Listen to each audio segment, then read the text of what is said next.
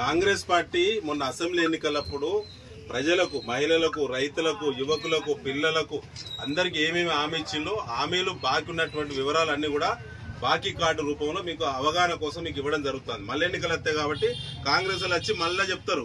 అందుకే ఇగో తీసుకోవాలి.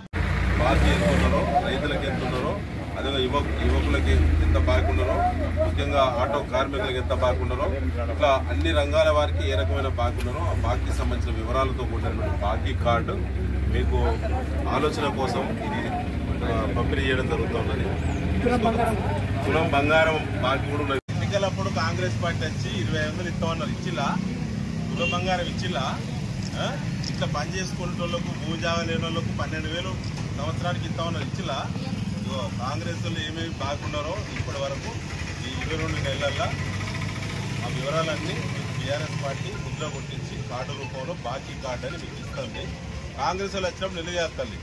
ఇది పెట్టుకో జాగ్రత్త. వాళ్ళు రాగానే ఈ బాకీ కట్టని చెప్పు. నమస్కారం.